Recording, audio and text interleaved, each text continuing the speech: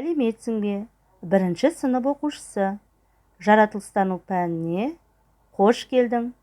Сабағымыздың тақырыбы жануарлардың қандай түрлері болады. Бүгінгі сабақта жабайы жануарлардың үй жануарларынан айырмашылығын білетін боласың. Үй жануарларын қалай күтуді білесің. Сабақтағы тірек сөздер: жабайы жануарлар, үй жануарлары, төлдер. Негештің Қазақстанда тіршілік ететін қандай жануарларды білесің деген сұрағына жауап іздеп көрейік. Олай болса, бейнероликті тамашалап алайық. Ақбөкен киік жұптияқтылар отрядының бөкендер туысына жататын төс жануары. Қазақстанда ақбөкендердің бір-бірінен жеке дара бөлінген бетпақдала арыс, үстір және еділ жайық деген топтары мекендейді.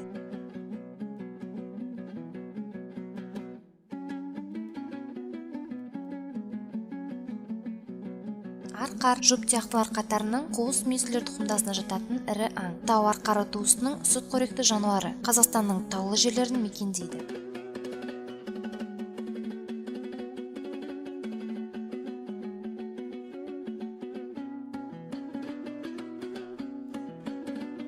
Аю жыртқыштар отрядына жататын аң. Қазақстанда Тянь-Шань, Жоңғар Алатауы, Тарбағатай, Сауыр және Алтай тауларында аюдың екі түр тармағы мекендейді.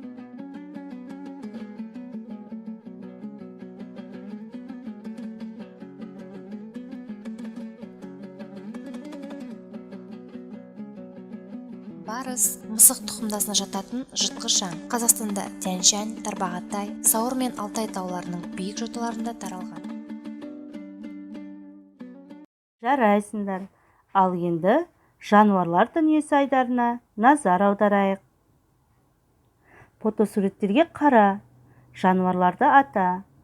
Оларды топтарға бөл. Қандай топтар шықты? Неліктен?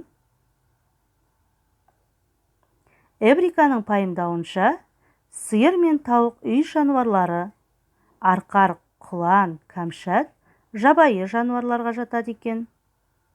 Олай болса, Эврика суреттегі жануарларды екі топқа бөліпті: үй жануарлары және жабайы жануарлар. Ал сен қанша топқа бөлдің? Эвриканың жауабымен сенің жауабың сәйкес келеді ме? Жарайсың. Есте сақта. Табиғатта өз бетінше тіршілік ететін жануарларды жабайы жануарлар, ал адамдар күтіп баптайтын жануарларды үй жануарлары деп атайды. Енді суретке қара, мұқият бол. Жануарлар не істеп жатыр? Олардың қайсысы жабайы, қайсысы үй жануары? Неліктен? Эврика борсықты жабайы жануарлар тобына жатқызды.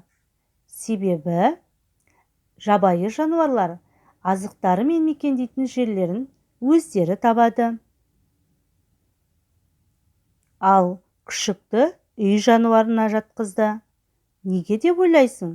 Өйткені үй жануарларына адамдар қамқорлық жасайды.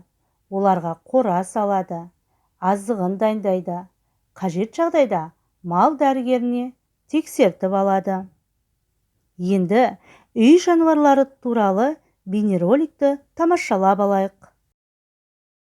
Үй жануарлары және жабайы жануарлар болып екіге бөлінеді. Үй жануарларына 4 түлік жатады. Олар сиыр, түйе, жылқы, қой, ешкі. Сонымен бірге ит пен мысық та үй жануарларына жатады екен.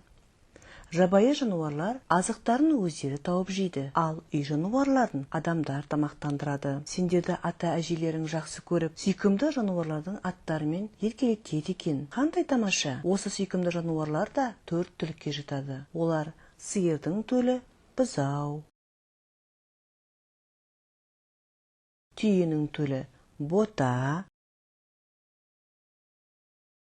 жылқының төлі құлыншақ, қойдың төлі қозы, ешкінің төлі лақ.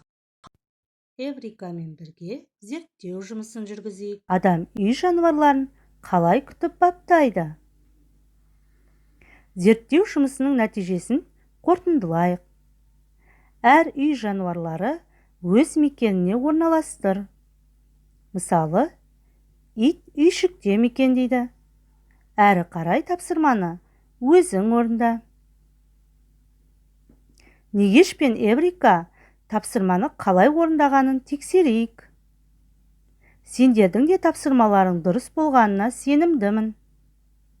Негештің неліктен ит пен қасқыр бір-біріне ұқсайды деген сұрағына жауап қарастырайық. Ит қасқыр тұқымдасына жатады. Ит адамның досы, жолға шыққанда серігі, аң аулағанда көмекшісі. Қасқыр жабайы жануар. Қасқырды қанша бақсаң да далаға қарап ұлиды деген халқымыздың даналық сөзі бар. Өйткені ол түз жануары.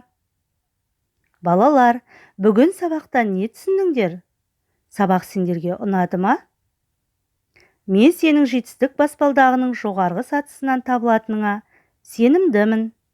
Және сабақ мазмұнын жақсы меңгерді деп ойлаймын. Алдағы күніңе сәттілік тілеймін. Назар аударғандарыңызға рахмет. Сау, сәлемет болыңдар.